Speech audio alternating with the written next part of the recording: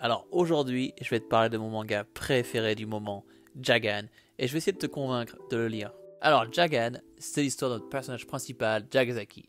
Jagasaki, il est blasé, il se fait chier dans sa vie, le mec c'est un policier, et tout le monde lui met la misère, que ce soit les mecs qui bossent ou les passants, personne ne le respecte. Mais au fond, Jagasaki lui il veut juste une chose, c'est shooter son gun, et encore plus sur les gens qui le font chier. Pan, t'es mort. Si t'as lu le manga, tu comprendras cette phrase. Il est coincé dans une relation qui le saoule, il peut déjà voir son destin tout tracé.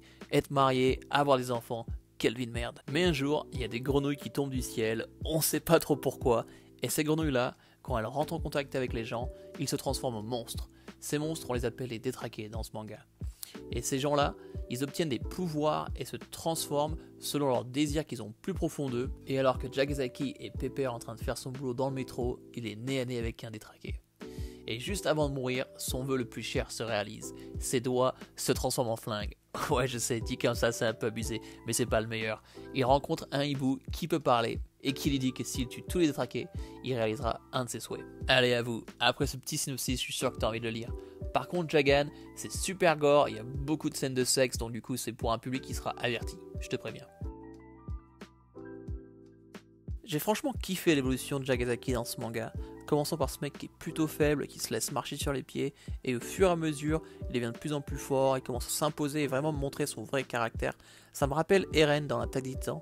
Dites-moi dans les commentaires si vous avez fini l'Attaque des Titans, est-ce que vous en pensez. J'ai aussi beaucoup aimé les vilains dans Jagan, franchement pour chaque bonne histoire il te faut des bons vilains, un peu comme dans Naruto avec Itachi et Orochimaru qui sont super stylés, et voilà pareil dans Jagan, franchement les vilains sont super intéressants avec leur backstory et leur pouvoir qui reflètent vraiment leurs désirs et aussi les traumas qu'ils ont pu avoir dans leur vie passée. Le méchant principal a vraiment une évolution qui est super intéressante, mais par contre je sais que cette évolution là ne plaira pas à tout le monde, mais moi personnellement elle m'a beaucoup plu. Après pour tout ce qui est de personnages secondaires, je surkiffe Mikauchi, j'espère que je dis son prénom correctement, mais franchement je l'aime quasiment plus que Jagasaki.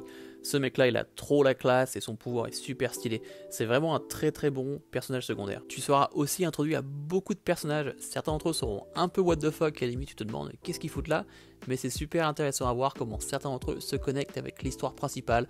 Moi ça me rappelle un peu Snatch, le film avec Brad Pitt où le mec c'est un gitan, si t'as pas vu le film c'est une tuerie, mais bref c'est pas trop le but de cette vidéo. Les dessins dans ce manga sont magnifiques. Franchement, les expressions du visage sont tellement bien faites que tu peux sentir les émotions. Les combats sont super détaillés, c'est un régal. C'est tellement facile de pouvoir suivre l'action.